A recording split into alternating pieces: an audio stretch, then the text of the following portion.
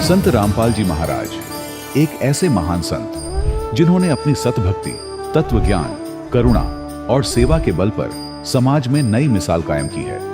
संत रामपाल जी महाराज की अगुवाई में उनके सभी सतलोक आश्रमों से समाज कल्याण के अद्भुत कार्यों ने समाज को सुनहरे भविष्य की एक नई उम्मीद दिखाई है। संत रामपाल जी महाराज से नाम दीक्षा लेने के बाद लाखों लोगों की लाइलाज बीमारियां जैसे कैंसर, एड्स आदि ठीक हुई। संत जी के ज्ञान से प्रेरित होकर उनके अनुयायियों ने लाखों यूनिट रक्तदान किया। संत जी ने लाखों बहन बेटियों का दहेज मुक्त विवाह करवाया।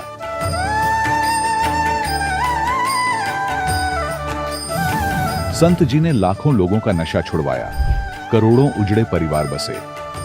संत जी के आश्रमों में समागम के दौरान निःशुल्क नेत्र चिकित्सा, दंत चिकित्सा प्रदान की जाती है। संत रामपाल जी महाराज द्वारा समय समय पर पर्यावरण संरक्षण के उद्देश्य से बड़े स्तर पर वृक्षारोपण किया जाता है। संत जी ने जरूरतमंदों को तत्काल राहत पहुंचाने के लिए एम्बुलेंस सेवा शुरू की। संत जी अपने अनुयायियों को देहदान के लिए प्रेरित करते हैं, जिससे मानवता की सेवा और चिकित्सा क्षेत्र में सुधार हो सके। संत रामपाल जी महाराज के सभी आश्रमों में हर रोज निःशुल्क भंडारा आयोजित किया जाता है, जहां हर वर्ग, हर जाति और हर धर्म के लोग एक साथ बैठकर भोजन करते हैं।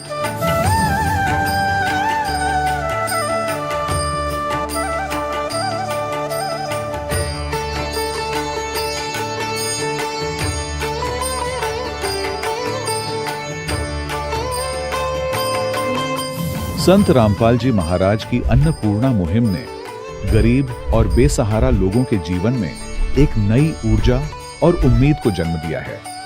घर घर खाद्य सामग्री और जरूरी मदद पहुंचाकर संत रामपाल जी महाराज ने लोगों को दुख और मजबूरी से लड़ने की ताकत प्रदान की है।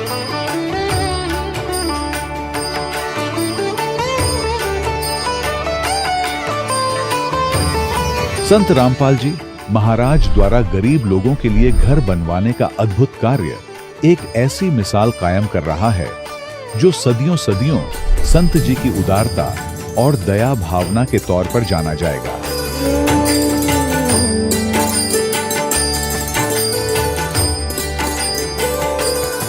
संत रामपाल जी महाराज के आश्रम में हजारों बुजुर्गों को सम्मान और प्यार के साथ जीवन जीने का अवसर मिलता है।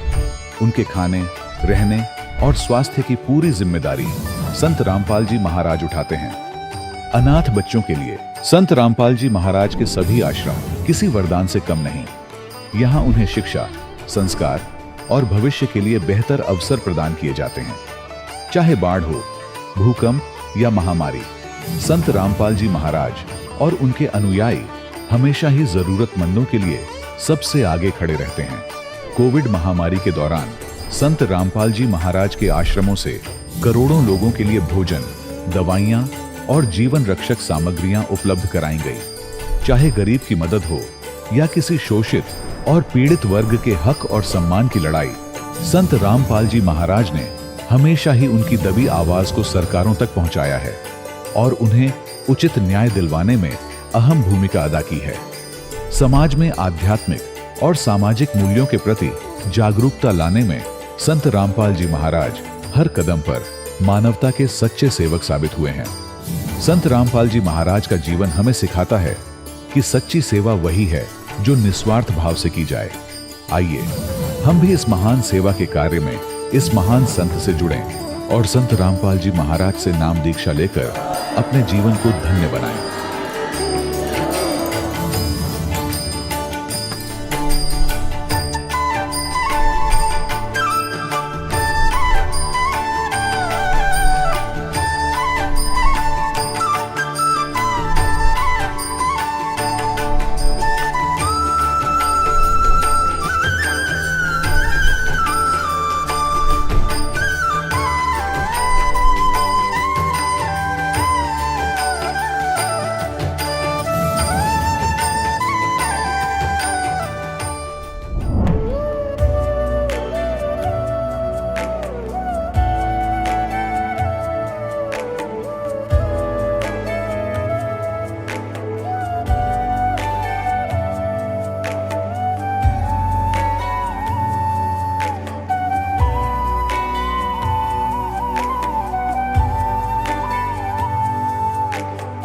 कौन ब्रह्मा का पिता है, कौन विष्णु की मां, शंकर का दादा कौन है, हमको दे बता।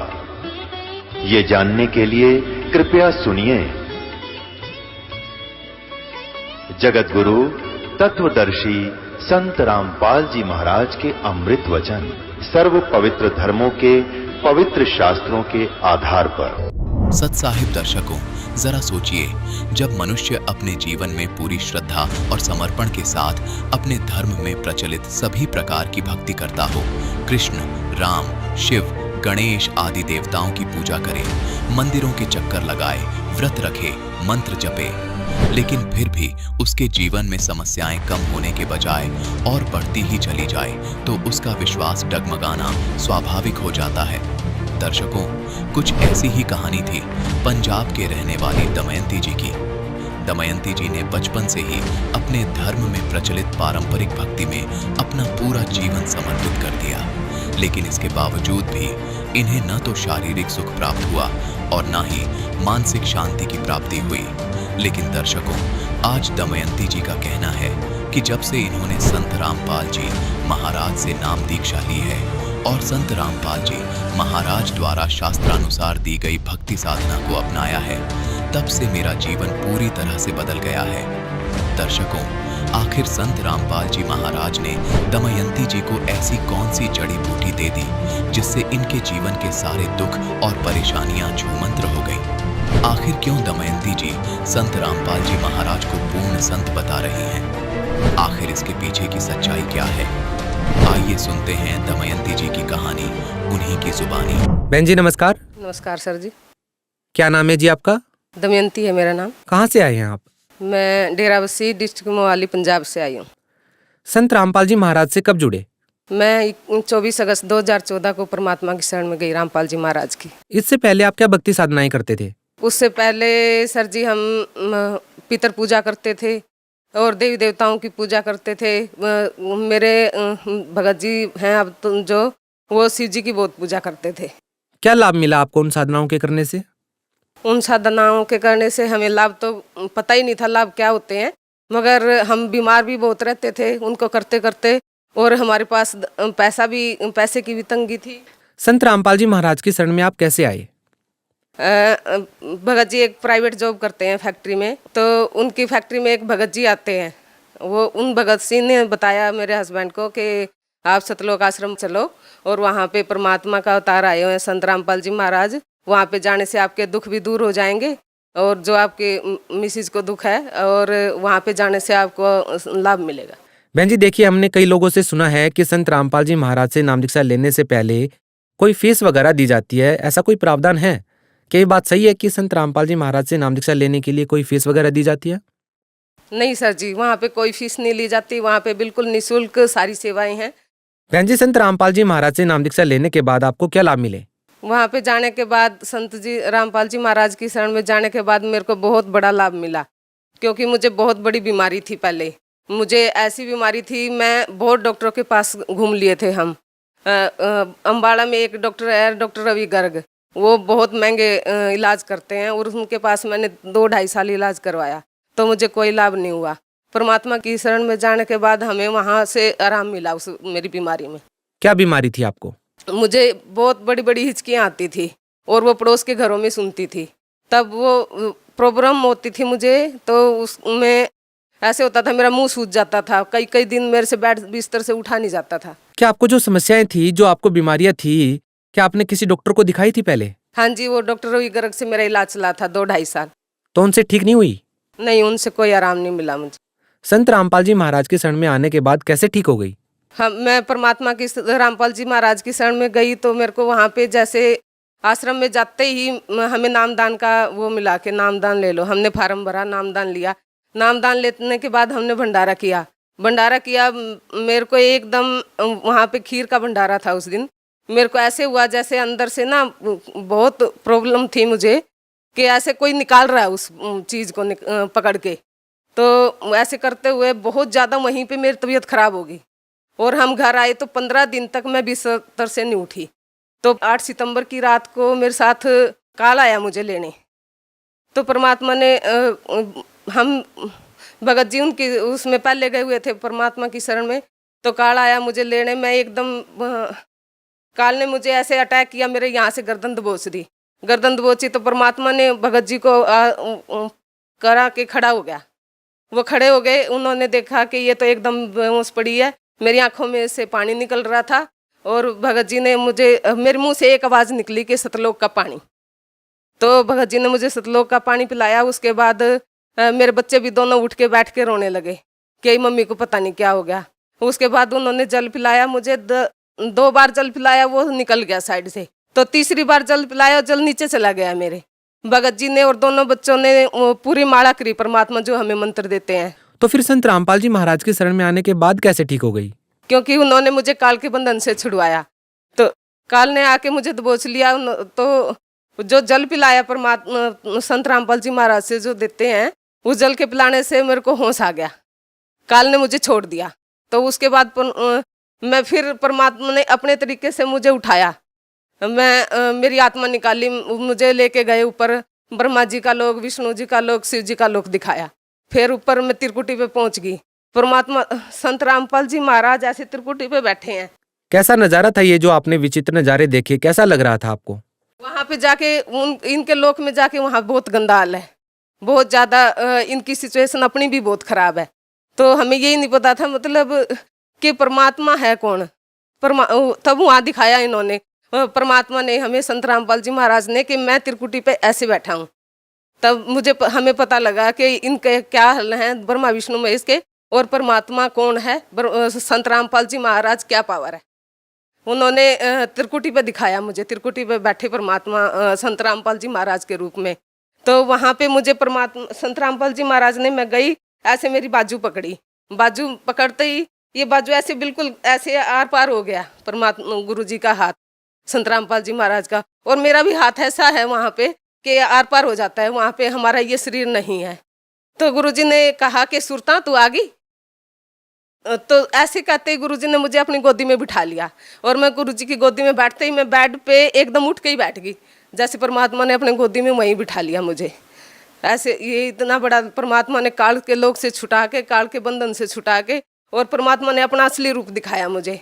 संत रामपाल जी महाराज के शरण में जो भी जाते हैं, ज्यादातर लोगों का कहना है कि उनके शरण में जाने के बाद लोगों ने नशा छोड़ दिया। आपके पति जब संत रामपाल जी महाराज की शरण में गए तो क्या उन्होंने भी नशा छोड़ दिया? नहीं जी, देखो गुरु जी की शरण में, संत रामपाल जी की शरण में जब हम गए, मेरे पति नशा नहीं करते थे।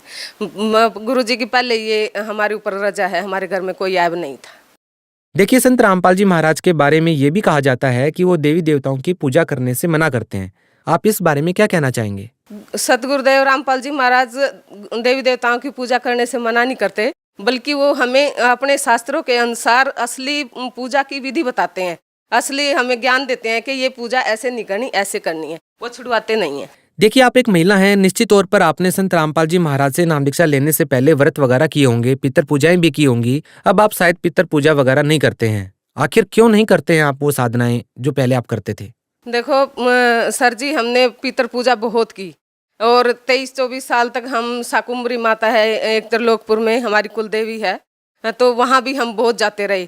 उसके बावजूद भी मेरे पति को भी इतनी बड़ी बीमारी थी, उनको भी ऐसे लगता था जैसे कोई मेरे प्राण निकाल देगा अभी, और मेरे को भी ये इतनी बड़ी बीमारी थी जिसका हमें इलाज नहीं मिला। हम बहुत भटके, तो हमें संत रामपाल जी महाराज की शरण में आने के बाद ये इलाज मिला। तो हम व्रत और पितर पूजा क्यों करें? संत रामपाल जी महाराज से अभी भी लाखों लोग जुड़ रहे हैं। कैसे, क्या प्रोसेस है? यदि कोई संत रामपाल जी महाराज से नाम दीक्षा लेना चाहे तो कैसे ले सकते हैं? उनसे जुड़ने, परमात्मा संत रामपाल जी महाराज से जुड़ने के एक तो गुरु जी ने जगह जगह नामदान खोले हुए हैं, और वहाँ पे नामदान ले सकते हैं। और सत्संग आता है चैनल पे, उसके नीचे फोन नंबर आते हैं दिए हुए, वहाँ पे SMS कर सकते हैं। ज्ञान गंगा पुस्तक का भी लेने का वहाँ पे इंतजाम है, उसको ले सकते हैं, और उन नंबरों पे आप कांटेक्ट करके नाम ले सकते हैं।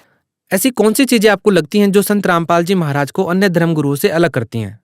संत रामपाल जी महाराज एक समाज सुधार में इतना बड़ा योगदान करते हैं। जो भगत, जो भाई इतने बीड़ी गुटखे पान शराब तम्बाकू खाते हैं, वो संत रामपाल जी महाराज की शरण में जाने से छूट जाते हैं।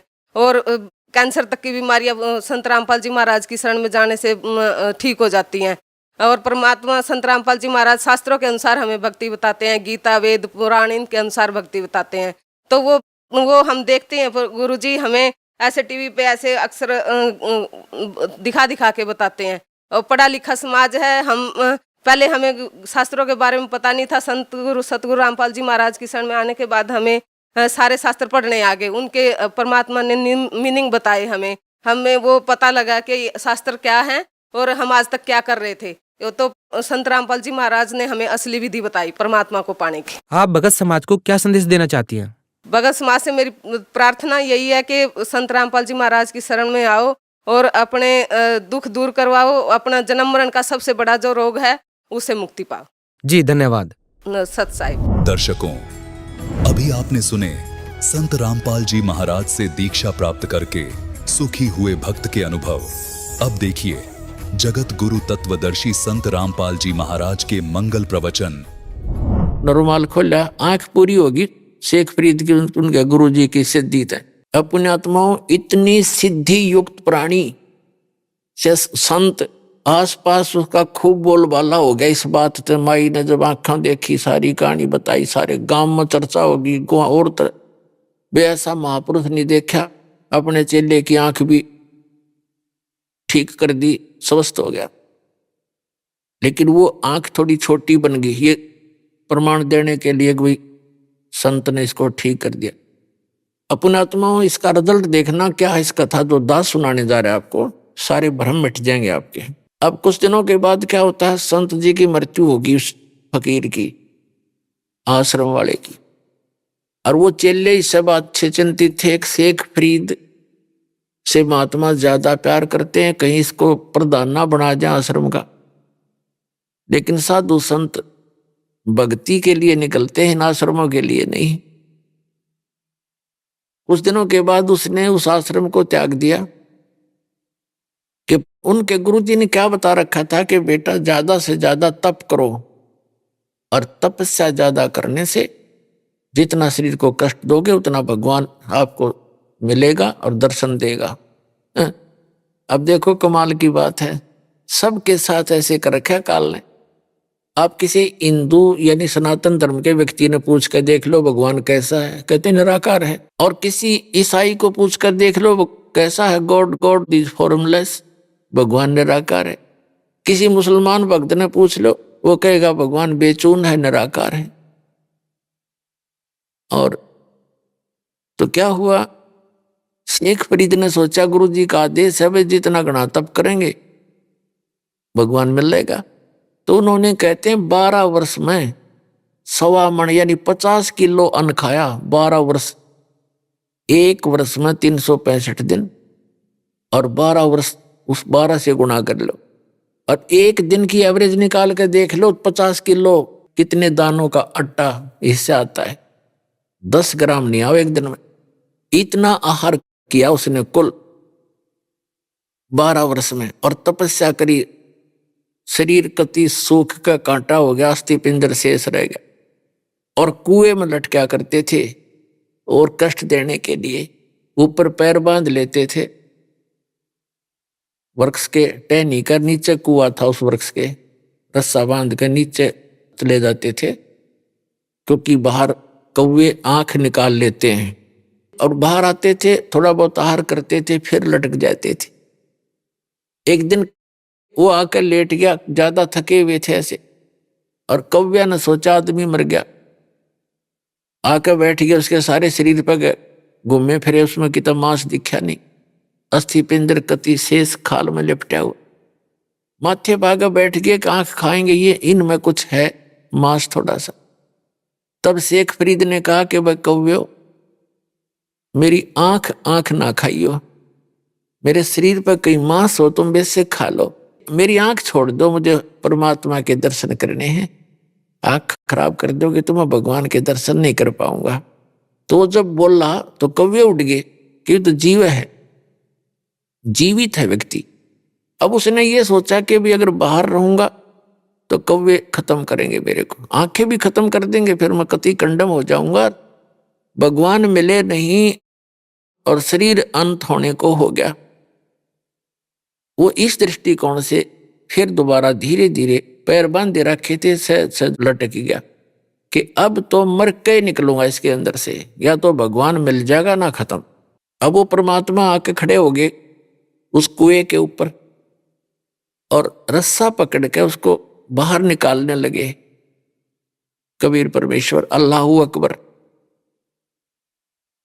तो शेख फरीद ने कहा कि भाई कौन है, मेरे साथ शरारत मत करे, क्योंकि पहले वो ऐसे कुएं में लटक रहे होते थे तो बच्चे आते थे उसके रस्से न डंडी तो घुमा देते थे। शेख फरीद कभी इधर लगता था कुएं में, कभी इधर लगता था और वो ऐसे कर लेता था।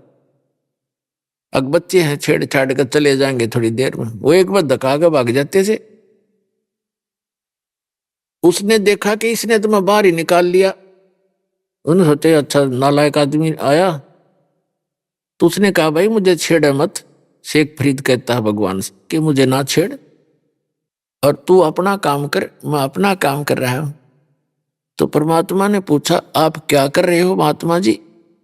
कि मैं परमात्मा के दर्शनार्थ, परमात्मा के पाने के लिए, भगवान को देखने के लिए, परमात्मा का दीदार करने के लिए और साधना कर रहा हूं।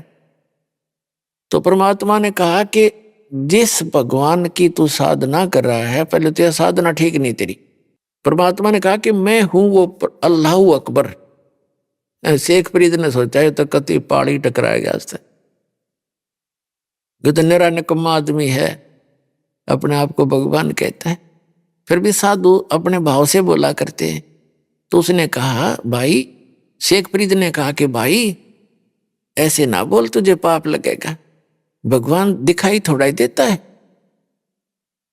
भगवान तो बेचून है, निराकार है, और आदमी भगवान नहीं हो सकता। तो परमात्मा ने कहा कि भले आदमी, तुम्हारी थ्योरी क्या और प्रैक्टिकल क्या कर रहे हो तुम? एक तरफ ते कह रहे हो कि भगवान बेचून है, निराकार है, दिखाई नहीं दे, और ऊपर से नहीं होगा उसके दर्शनार्थ में प्रयत्न कर रहा हूं। खाक देखेगा जब निराकार है तो क्या देखेगा, कुंडले डोरा है। तो शेख फरीद ने सोचा भाई आदमी तो काटे का है, तो बात तो करी कही सही इसने, पर मन में जो हमारा धारणा काफी समय से बैठी हुई होती है उसके आधार से सोचा कि भगवान तो खरी नहीं होगा, लेकिन बाखबर पूरा है तो आदमी ठीक लग गया। या बस एक के सेकंड में समझा दी, क्या करें गामकार ज्ञान का तो चमका ऐसा लग गया करे।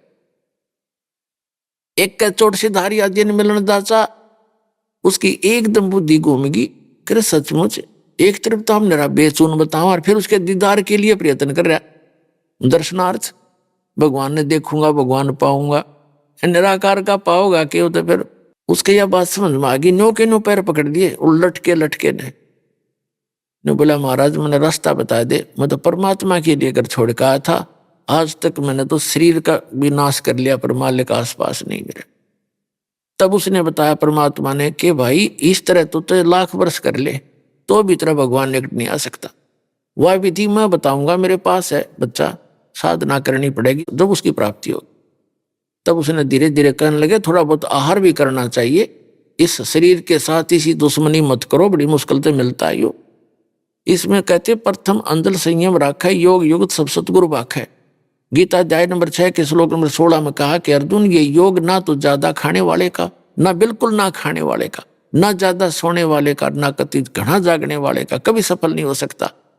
प्रथम अंदल संयम राखे, योग युक्त सब सतगुरु वाक है। यानी पहले खाने पीने पर संयम करे, इतना भी नहीं खाओ दड़ी पक्का खा ले फिर अंगड़ाई टूटे जा, भक्ति कैसे करेगा। और बिल्कुल भी ना खाओ फिर भक्ति बने को ना, पेट इकट्ठा हो जाए। अंदल संयम रखे, सीमित खावे, जिससे भक्ति भी बने और आलस भी ना छावे। तो शेख फरीद का फिर मोक्ष हुआ जब कबीर परमात्मा उसको मिल गए। देखो पुणात्माओं, दर्शन करना भगवान का कोई और बात है, परमात्मा के लोक में स्थायी स्थान पाने से हमें मोक्ष होगा, तब हमारा छुटकारा होगा, उसकी विधि है। जैसे भगवान शिव के साथ पार्वती माता उनकी पत्नी सदा साथ रहा करती, रोज दर्शन कराया करती, और उसका मोक्ष ना, उसको मंत्र मिला, अमरनाथ जो बना हुआ स्थान वहां पार्वती जी को मंत्र दिया गया था। ये जो पहला आपको 5 नाम दिए जाते हैं, ये 5 नाम का दिया था। उस मंत्र से उसकी इतना मोक्ष हो गया जितना उस मंत्र से होना था। इतना अमरत्व प्राप्त हो गया उसको सच्चे दिल से भक्ति, सच्ची साधना करने से। लेकिन शिव जी के दर्शन से मोक्ष नहीं हुआ उसका।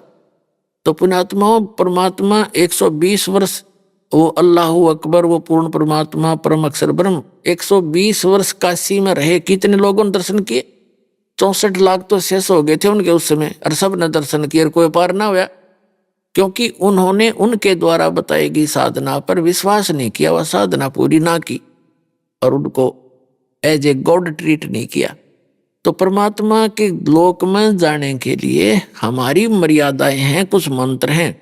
उन मंत्रों की शक्ति से इस शरीर के अंदर जो हमारे सूक्ष्म शरीर है बॉडी के अंदर, इस स्थूल शरीर से प्रयत्न करके साधना करके हम उसको चार्ज करना हमने। और इस शरीर को छोड़ देंगे तो ऊपर का यहाँ का इस काल का दिया से प्राप्त मटेरियल है, इसको तो ये इतना समान इसको छोड़ दे, इसके अंदर जो शरीर है वो हमारा इतना चार्ज हो जाएगा और फिर वो इससे निकलते ही और फुल स्पीड तो ऊपर जाएगा, तिरकुटी पर। इन सब के अकाउंट क्लियर मिलेंगे आपको, क्योंकि ये जो शरीर है सूक्ष्म शरीर फिर इतना लंबा हो जाएगा इससे निकलते ही भक्ति युक्त प्राणी का। जैसे आप कभी सूर्य की तरफ पीठ करके सुबह सुबह 10 बजे से 10-11 बजे से पहले सूर्य की तरफ पीठ करके और अपनी छाया पर ध्यान रखना, अपनी छाया की छाती पर काफी देर 1 मिनट एकटक देखते रहना और फिर सामने देखना।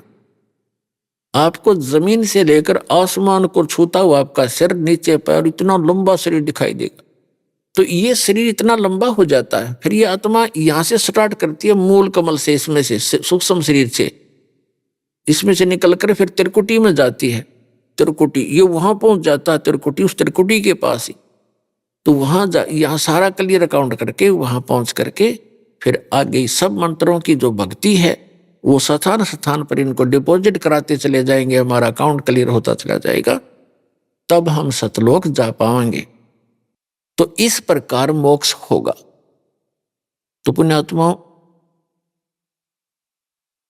आज का जो सत्संग है कि पूर्व के संस्कार जो प्रारब्ध यानी किस्मत में लिखे हुए बैड जो हमारे बुरे पाप कर्म हैं, बुरा लेख है, उनको भी पूर्ण परमात्मा काट सकता है, आपको सुखी कर सकता है, आपकी आयु भी बढ़ा सकता है। और जैसे पुनर्जन्म के ऊपर जो बहुत सी भ्रांतियां हैं मानव के अंदर, तो पुनर्जन्म होता है और पुनर्जन्म के आधार से ही यहाँ कोई गरीब है, कोई अमीर है पूर्व जन्म के संस्कार से, और कोई रोगी है, कोई स्वस्थ है, कोई मंत्री है, कोई प्रधानमंत्री है, कोई एक रिक्शा चालक है, कोई कागज चुगता फिरता है, कोई कुछ कर रहा है। तो ये पूर्व जन्म की किस्मत है, पूर्व जन्म के प्रारब्ध में लिखे हुए संस्कार से है। और परमात्मा का एक विधान है कि जो जन मेरी शरण है ताका हूं मैं दास, और गेल गेल लाग्या फिर जब तक धरती आकाश। एक राबी नाम की लड़की थी, मुसलमान समुदाय में उसका जन्म था, और वो बहुत पुण्यकर्मी थी, पूर्व जन्म की संस्कारी बेटी थी, भगवान की आत्मा थी। तो वो अल्लाहु अकबर, वो कबीर परमात्मा उस बेटी को मिला जब वो घास फूस लेने के लिए जंगल में गई हुई थी अपने खेतों में। साधु संत को देखकर पुण्यकर्मी प्राणी उस तरफ आकर्षित होते हैं। महात्मा जी को उस बेटी ने प्रणाम किया, उसका विवाह नहीं हुआ था जब तक। तो उस लड़की ने प्रणाम किया, परमात्मा ने कहा बेटा भक्ति करा करो, मनुष्य जीवन भक्ति के लिए मिलता है। उसने बताया जी हम ऐसे ऐसे भक्ति करते हैं, नमाज भी करते हैं, ऐसे करते हैं, वैसे करते हैं। उन्होंने सारा कुछ समझाया, बेटी ये नमाज तो ग्लूकोज है, जैसे आज की भाषा में बताऊं आपको। और वास्तविक भक्ति जो है रोग काटने की औषधि से भिन्न है, वो मंत्र है। वो मेरे पास है बेटा, इसकी भक्ति करने से मोक्ष होगा। जिंदा महात्मा के रूप में बैठे थे। जिंदा महात्मा मुसलमानों में होते हैं, और मुसलमानों को मुसलमानों के महात्मा की बात का जल्दी असर होता है। तो लड़की बात समझ गई, साधु संत सच्ची कहा करते हैं। उन्होंने जो दंत कथा सुन रखी थी मुल्ला और काजियों से, वो साधना वो करी रही थी। तो परमात्मा से उन्होंने कहा ठीक है महाराज जी, जो आप कहोगे मैं ऐसे कर लूंगी कि बेटा भक्ति कर, ये मंत्र जाप किया कर। 5 मंत्र दिए उसको पहले वाले। अब वो मंत्र करती रही, घर वालों से गुप्त रखती रही, लेकिन उसने निर्णय ठान लिया कि मैं शादी नहीं कराऊंगी, क्योंकि पूर्व जन्म की पुण्यकर्मी प्राणी थी और फिर भक्ति से और भक्ति में रंग मिल गया, उसकी और भक्ति बढ़ती चली गई, आस्था भगवान में बढ़ती चली। अब माता पिता को चिंता हुई, लड़की युवा होगी, बेटी को घर रख नहीं सकते, वह करना कंपलसरी, वह मान नहीं रही। तो आखिर में लड़की को माता पिता ने कह दिया बेटी या तो ब्याह करवा ले, नहीं हम दोनों फांसी खावांगे। अब लड़की ने सोची वे तो बड़ा साका हुआ, माता पिता मरेंगे, दोष लगेगा। तो उसने कहा ठीक है। उसने सोची विवाह कर लेती हूँ, पर आगे उस अपने पति से बात करूंगी। लड़की ने स्वीकृति दे दी, उनका निकाह कर दिया। एक अच्छे ऑफिसर, बड़े अच्छे साहब का एक नेक व्यक्ति था, मुसलमान, अच्छा यानी बुद्धिमान व्यक्ति था। एक राजा के यहाँ अधिकारी भी था, वो साहब बना हुआ था, ऑफिसर था। उसका विवाह हो गया। अब उसने जाकर के राबी ने अपने पति से कहा कि मैं आपसे एक बात करना चाहती हूँ। कहाँ बोलो? कि मैं संतान उत्पत्ति नहीं करूंगी और मुझे आप टच भी ना करना।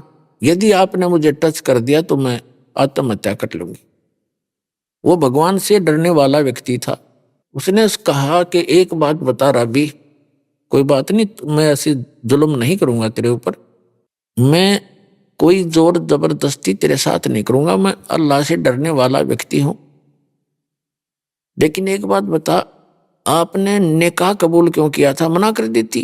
कोई दबाव था तेरे पे? अकना कोई दबाव नहीं था। मेरे पर दबाव ये था कि मैंने कोशिश बहुत की थी, मेरे माता पिता ने मेरी एक नहीं सुनी और उन्होंने समाज के डर से आत्महत्या करने की ठान ली। तो मैंने यही सोचा था कि हो सकता है कोई अल्लाह से डरने वाला भक्त होगा तो मेरा जीवन रह जाएगा, नहीं मैं आत्महत्या कर लूंगी। मैं इसलिए विवाह किया है, मेरे माता पिता समाज के डर से मुझे घर नहीं रख सकते थे।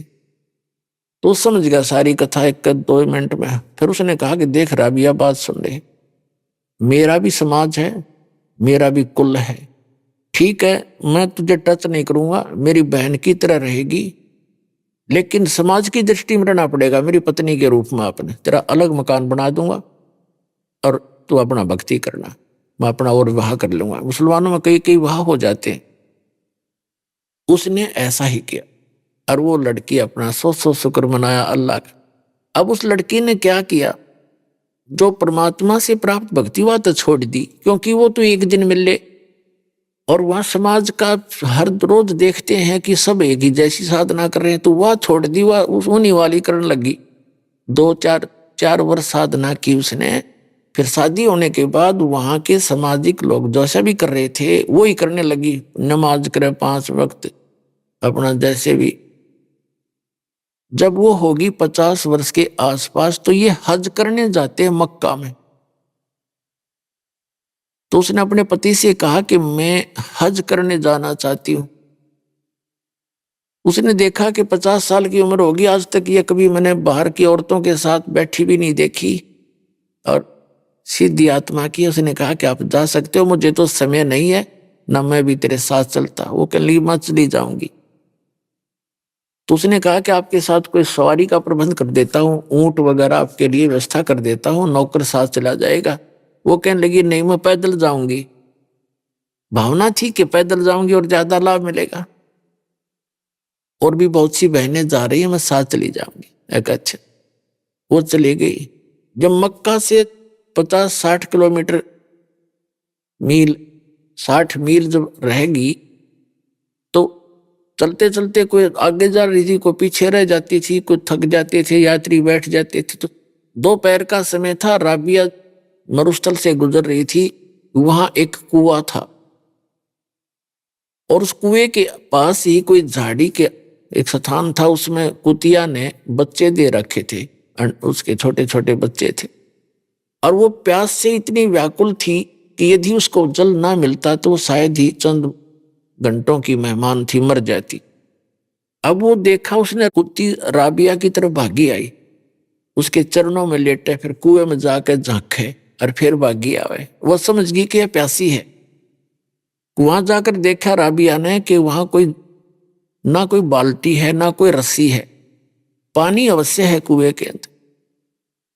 अपनी आत्माओं, ऐसी प्यारी आत्माओं, ऐसी समर्पित आत्माओं को रास्ता ना मिलने से कैसे दुखी होते हैं, सही मार्ग ना मिलने से।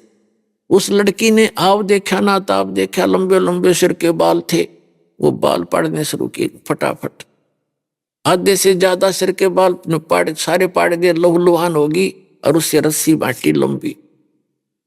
अपने कपड़े उतारे, मोटे मोटे कपड़े होते थे पहले खद्दर के, और कुएं में फांसे हुए बालों की रस्सी से बांधकर उसको बाहर निकाला। एक मटका पड़ा था, खड्डा सा था, मटका टूटा हुआ, उसके ठेकरे में, उस टुकड़े में कपड़े निचोड़े, फिर निकाले, फिर निचोड़े। और एक कुतिया खूब छिका दी, और फिर अपने पूछ पाछ के सरने, और फिर कपड़े पहनकर और चलने की सोची थी। उसी समय वो मक्का उठ गए, वो मक्का मकान पूरा मंदिर, और कुएं के साथ में आकर लग गया, जैसे प्लेटफार्म पर रेलगाड़ी लग गया करे। उसने, राबिया ने देखा, अब राबिया ने देखा कि मक्का आ गया। मक्के के लिए एकदम दौड़ के गई इसमें, और सजदा करवा, सजदा करने लगी, इतना वहां से मक्का उठा।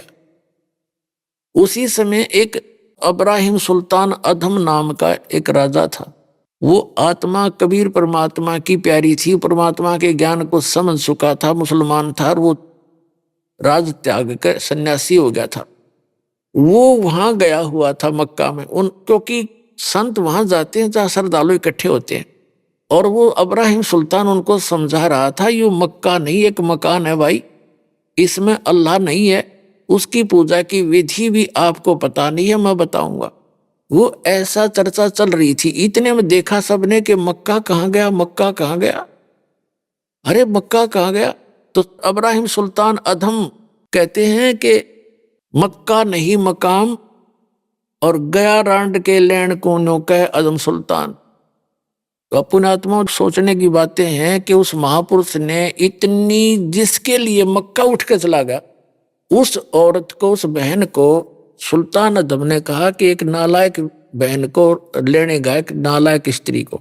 अब वो तो नालायक कह रहा है, और वहां मक्का उठकर उसके लिए गया, अराबी के लिए। तो पूरे मुसलमान धर्म में वो एक बहुत ही आदरणीय बहन होगी कि भक्ति ईमान लाओ तो ऐसा लाओ। अब वो क्यों कह रहा था, वो इसलिए कह रहा था कि इसने वह सही भक्ति दी, छोड़ फिर डले ढूंढ लाएगी, और उस भक्ति से इसके अंदर ये सिद्धि शक्ति मालिक की दी हुई उस भक्ति से है, इसके लिए परमात्मा कर रहा है। अब इसकी बुद्धि खुल है नहीं। अपने आत्माओं, जैसे शेख फरीद के गुरुजी थे, उनमें कितनी सिद्धि थी, आंख भी ठीक कर दी, लेकिन मोक्ष नहीं था। तो इस आंख ने के फूका 10 दिन पीछे फिर जल जाती है। तो जो मोक्ष नहीं हुआ, तो इन सिद्धियां ने भी के चाटा। परमात्मा कहते हमारे शब्द के अंदर हम जो मंत्र देते हैं, शब्द मैल में सिद्धि 24, हंस बिछोड़े विश्व बीसा। कहते हैं हमारे शब्द में, इस नाम से आप में 24 सिद्धि आ जाएंगी, लेकिन इसको प्रयोग करने लगे तो यहीं के यहीं रह जाओगे। आपकी टायर पंचर हो जाएगा, आपकी गाड़ी में, दुनिया में प्रभुता अवश्य हो जाएगी, इसको छूना भी नहीं तुम। और उसने टायर पंचर कर दिया 4 साल की भक्ति में। वो सिद्धि तो थी उसकी, मालिक साथ था अपनी बेटी के। जब जिसने इतनी कुर्बानी कर दी, इतनी भावना नहीं, उसकी आस्था टूट जाती, तो वहां मक्का उठा के धर दिया मालिक ने, ले बेटी तो ये मक्का मार ले माथा, यही धर दिया उठा के तेरे लिए। अब उधर से वहां तो वाह वाह होगी, भाई भक्ति हो तो साधना, ईमान लावे तो राबिया जैसा लावे, भक्ति करे तो ऐसा करे। देखो अब उनका ये भ्रम हो गया कि साथ या भी राबिया भी वही भक्ति करे जो हम करते हैं, इससे अगर हम सही करेंगे तो हमें भी ऐसे फल मिलेगा। लेकिन उनको जड़ का पता नहीं था, वो साधना कौन सी कर चुकी थी और फिर तो वह गुमराह हो चुकी थी। उस बैटरी पीछे की चार्ज से उसको मालिक साथ दे रहा था। जो जन मेरी शरण है ताका हूं मैं दास, और गेल गेल लग गया फिर जब लग धरती आकाश। अगले जन्म में वो लड़की मृत्यु को प्राप्त हुई, एक बांसुरी नाम की लड़की हुई, और उसने खूब परमात्मा की महिमा गाई। फिर कहते हैं वैसा बनी फिर वह अगले तीसरे जन्म में। अब वो भक्ति पूर्व जन्म की जो 4 साल भक्ति की थी उसने सत्य मालिक के चरणों में, जो मालिक ने भक्ति बताई थी उसको, अल्लाहू अकबर ने, उसके कारण उसको 3 जन्म और मिल गए। एक राबिया का, फिर वो बंसरी बनी, और फिर वो एक वैसा बनी, और फिर उसका जन्म हुआ लड़की का। उस समय उसकी उस 4 साल की भक्ति करने से उसकी आयु मनुष्य की इतने संस्कार बन गए थे कि तो तीसरी आयु थी वह 12 वर्ष की, मनुष्य जीवन से था उसका 12 वर्ष का, और वो शेख तकी के पैदा होगी। उस शेख तकी मुसलमान के घर संस्कार था, उसका जन्म ले लिया उसकी बेटी के रूप में, उसी लड़की ने, राबिया ने। अपने आत्माओं, ये मुसलमान भाई भ्रमित हैं क्योंकि कुरान शरीफ का ज्ञान इनकम्प्लीट है, जिस कारण से उसमें कंप्लीट ज्ञान ना होने से ये कहते हैं जन्म मरण नहीं होता। ये वास्तविक कहानी है। अब वो लड़की जो परमात्मा से सत्साधना की, 4 साल के बाद भक्ति भी छोड़ दी, फिर कितनी सैक्रिफाइस भी की, भगवान ने कैसे चमत्कार भी किए, लेकिन फिर वह आगे जन्म मरण के चक्कर में थी और शेख तकी के घर जन्म हो गया। अब उस शेख तकी के घर जब जन्म हुआ उस लड़की का 12 वर्ष की आयु होकर उसकी मृत्यु होगी, खत्म हुई, उसको कब्र में दबा दिया गया।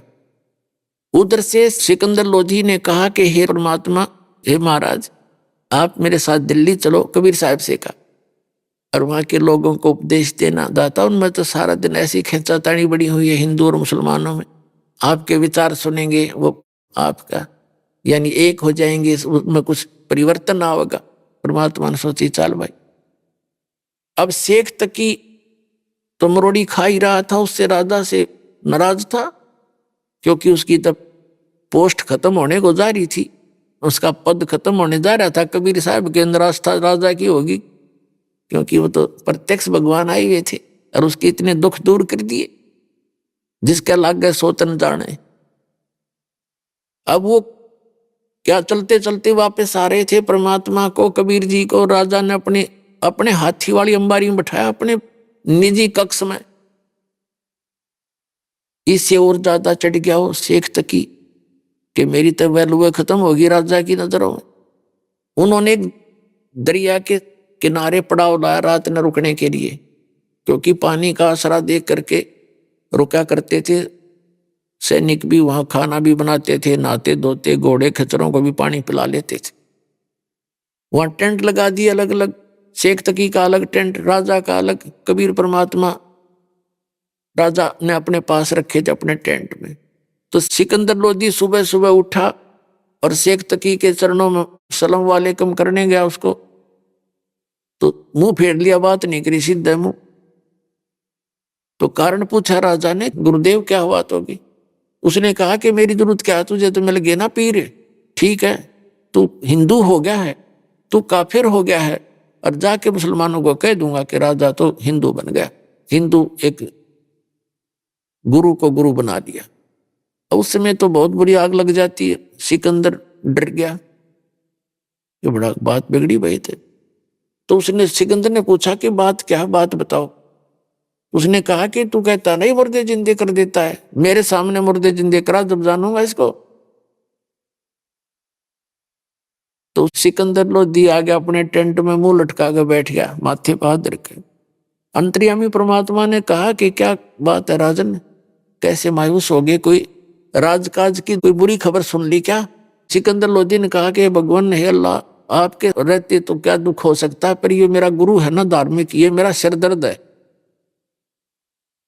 अब यूं नाराज हो गया, न्यू का है कि मुझे अब मेरे सामने मुर्दा करके दिखा, जब मैं मानूं इसमें कोई शक्ति है। तो इसको भगवान समझ रहा है। हमारे अल्लाह के नबी ने, हमारे अल्लाह के रसूल ने, नबी मोहम्मद ने गाय मार के जीवित की थी वचन से, और यूं मेरे सामने जीवित करके दिखा दो, अगर ये पैगंबर भी है तो। तब परमात्मा ने कहा कि जाकर उसको कह दो राजन कि कोई मुर्दा ले आवे, कोशिश कर लेता हूं। अब राजा को तो पता था मेरी आंखें आगे कर रखे है, इन आंखों के सामने क्या नहीं कर देंगे। तो कहा कि पीर जी कोई मुर्दा ले आओ। कबीर परमात्मा कबीर जी कह रहे हैं कि ला कर देता हूं उसको जिंदा, फिर तो मान लेना। परमात्मा ने ये सोचा था कि अगर ये मान गया, शेख तक ही मान ले मेरी बात को, तो सारे मुसलमानों ने कह देगा भाई भगवान आ रहे हैं, आ जाओ कल्याण करवा ले, उनका उद्धार हो जाएगा, परमात्मा के बच्चे मुझे पहचान लेंगे। लेकिन ये जो भी हमारे धर्म गुरु रहे हैं सदा से ही, सभी तो नहीं, जो पुण्य आत्मा है वो तो हमेशा परमार्थ ही सोचा करते हैं। अधिकतर इनकी वैरायटी सी रही है, ये मानने को ना चाहे खुदा आ जाए इनके सामने, उससे भी विवाद करेंगे। आप नहीं मानेंगे, जनता बेसिक मान जाओ, इतनी कर्महीनता आ जाती है इनके अंदर। तो उसने कहा कि मैं शेख तकी कहने लगा कहां से लाऊं मुर्दा, में आएगा जो बताऊंगा, वक्त आने दे। अब सिकंदर लोधी ने सोचा भाई जैसे दिल्ली पहुंचने से पहले पहले जो कोई मुर्दा आ जाए जिंदा हो जाए तो मेरी राज बचेगा, ना तो जाते काम बिगाड़ेगा, सब ने बका देगा। सारे इसकी बात मानते हैं मुसलमान धर्मगुरु की, और मेरा राज गया। तो परमात्मा ने यह भी समस्या हल करनी थी, क्योंकि परमात्मा अपने भगत की टेंशन देख नहीं सकते। अब वहां काशी बनारस से चलने से पहले परमात्मा कबीर जी ने कहा था कि मैं तेरे साथ जब चलूंगा राजा, जब तू मेरे से दीक्षा ले लेगा। तो सिकंदर लोधी ने, कहते हैं अपने सामने देख रहा भगवान, तुरंत दीक्षा ले ली। और परमात्मा ने कहा कि मांस नहीं खाएगा, तेरे राज्य में मांस नहीं होना, कटना चाहिए, कोई जीव हिंसा नहीं होनी चाहिए। तो सिकंदर लोधी ने कहा भगवान मैं राज्य में मुनादी जरूर करा दूंगा कि जीव हिंसा ना करना, लेकिन मेरी मानने का कोई नहीं, क्योंकि ये मुसलमान जो मांस खाते हैं और ये मैं शायद नहीं कर पाऊंगा, मैं नहीं खाऊंगा, मैं प्रतिज्ञा करता हूं। तब परमात्मा उसके साथ आए थे, चल ठीक है तू ना खाना, और एक बार अवश्य सबको अनाउंसमेंट जरूर करवा देना, पाप लगेगा, मांस नहीं खाना चाहिए। उसने हाँ भर ली। तब परमात्मा आए थे। तो उधर से क्या हुआ कि एक लड़का 12-13 साल की वर्ष की आयु का मृत्यु को प्राप्त हो गया।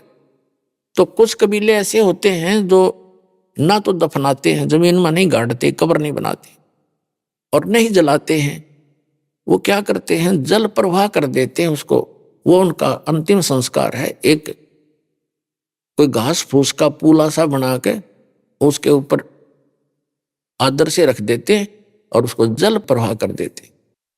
ऐसे अंतिम संस्कार किया हुआ एक 12-13 वर्ष की आयु का लड़के का शव आ रहा था उसी दरिया से। तब सैनिकों ने देखा जी मुर्दा आ गया, मुर्दा आ गया।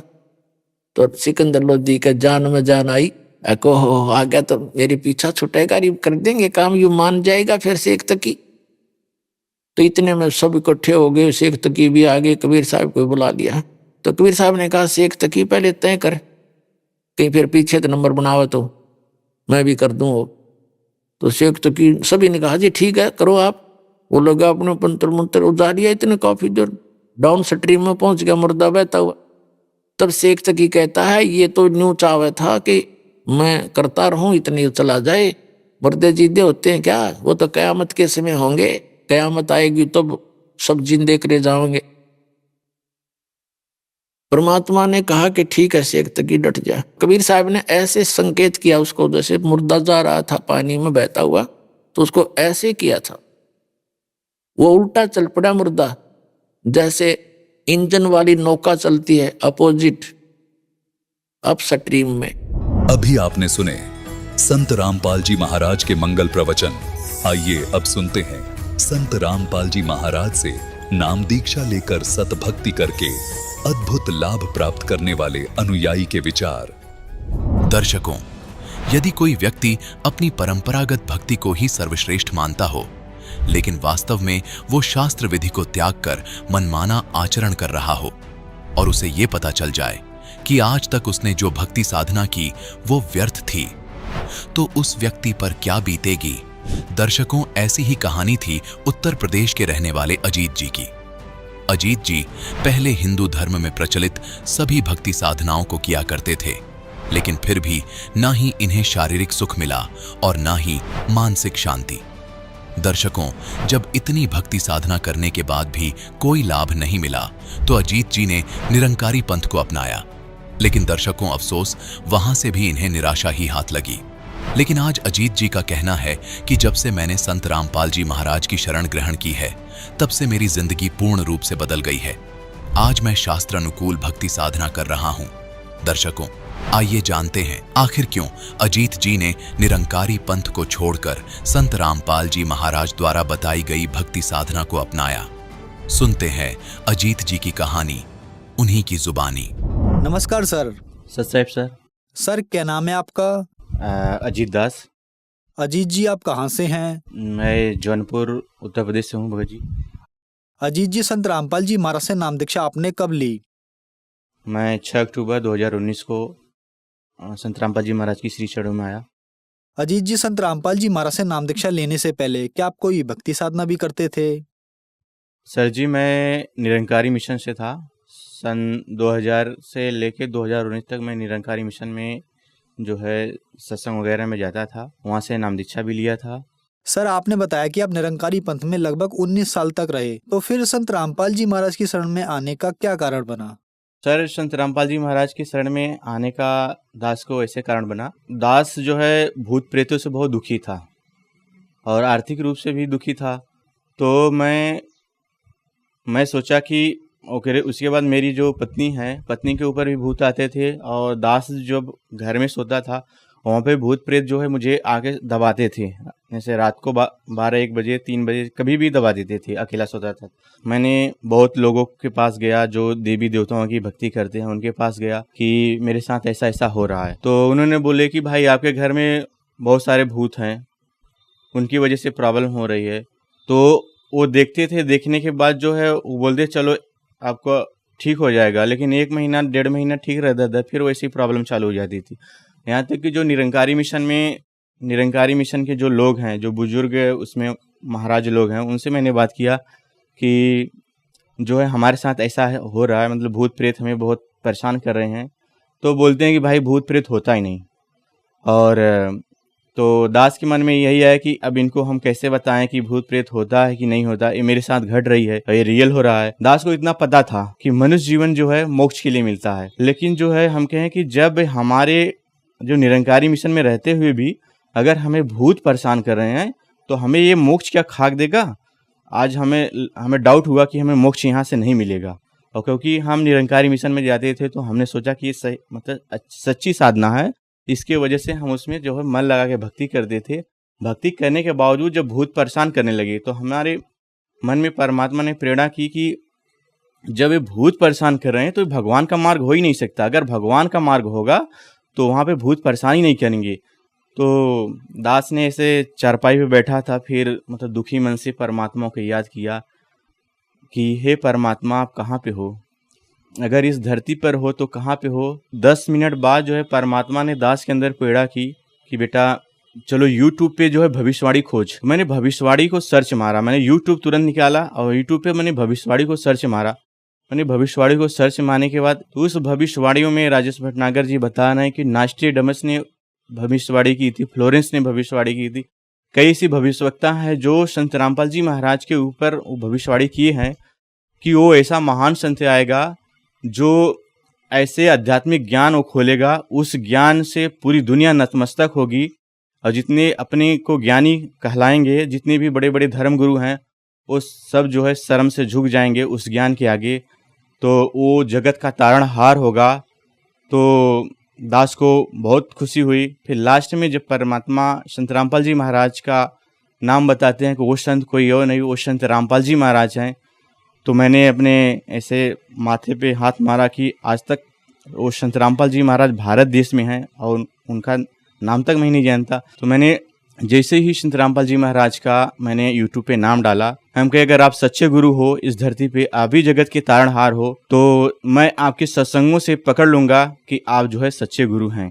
तो दास ने जो है वेद से कंपेयर किया, वेद से गुरु जी का ज्ञान कंपेयर किया, कुरान से किया, बाइबल से किया, फिर गुरु ग्रंथ साहब से किया, गीता से किया। जब सारे ज्ञान को मैंने कंपेयर किया, उसके बाद मालिक का ज्ञान मैंने सुना। सुनने के बाद मेरी आत्मा यही बोली कि आप ही वो संत हो, जगत के तारणहार हो। दुनिया कुछ भी कहे, लेकिन आप ही वो सच्चे गुरु हो, और आप ही हो जिससे सबका मोक्ष होगा। फिर उसके बाद मैंने संत रामपाल जी महाराज की श्री चरण कमलों में आके नाम दीक्षा लिया। अजीत जी, संत रामपाल जी महाराज की शरण में आने के बाद क्या आपको कोई लाभ भी मिले? जी हाँ भगत जी, दास को बहुत सारे लाभ हुए परमात्मा की दया से। पहला लाभ तो हुआ, जो मैं भूत प्रेत बाधा से परेशान था, हमारे घर में जो भूत आते थे, तो वो परमात्मा ने दया की है, आज भूत प्रेत नहीं आते, सब भाग गए। उसके बाद जो है दूसरा लाभ हुआ दास को, हमारे पिताजी को राइट साइड किडनी में 9.3 mm की स्टोन था। तो उस स्टोन को हम बाबा रामदेव जी की दवा है, जौनपुर से हम करते थे, एक डॉक्टर थे BMS के, वहाँ से हम करते थे। तो उनकी जो है मतलब लगभग 6 महीने तक हमने दवा खिलाने के बाद अल्ट्रासाउंड करवाने के बाद जो है पथरी जो है निकली नहीं, वैसी की वैसी थी। तब उसके बाद जो है तब पिताजी जो है निरंकारी में थे, तो फिर उसके बाद पिताजी को मैंने बोला कि स्वयं परमात्मा आए हैं सदगुरु श्री रामपाल जी महाराज के रूप में इस धरती पे, आप उनकी शरण में आओ, नाम दीक्षा लो और परमात्मा दया करेंगे।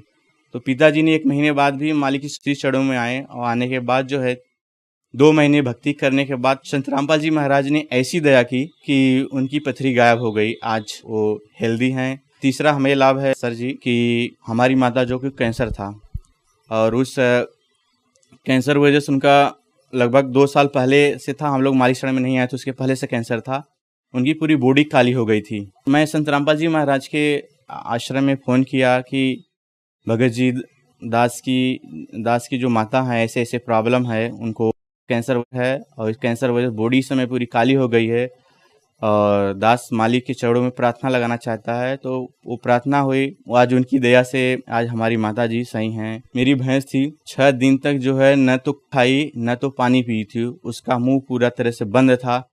और उसके बाद जो है वो जो डॉक्टर थे भैंस के, उस डॉक्टरों ने बोला कि हमारे बस की बात नहीं है, और इस भैंस को सिर्फ परमात्मा ही बचा सकते हैं, भगवान ही बचा सकते हैं, और आपकी नसीब के ऊपर बचा सकता है।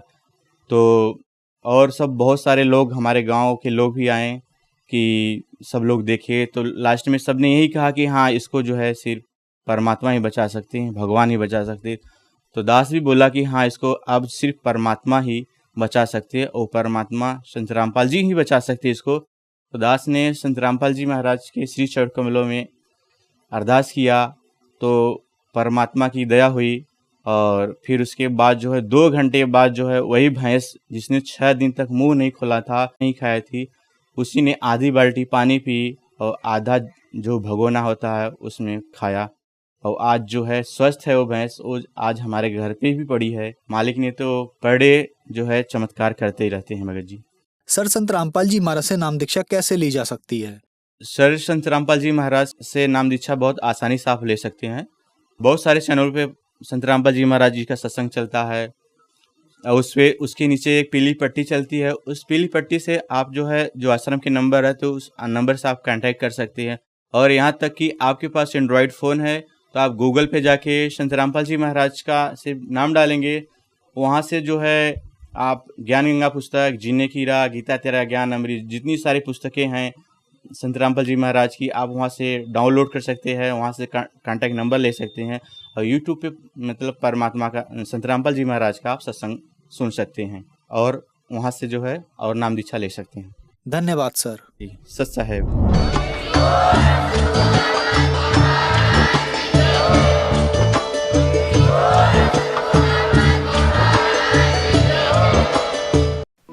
आप सुन रहे थे जगत गुरु तत्वदर्शी संत रामपाल जी महाराज के मंगल प्रवचन। अधिक जानकारी के लिए संपर्क करें।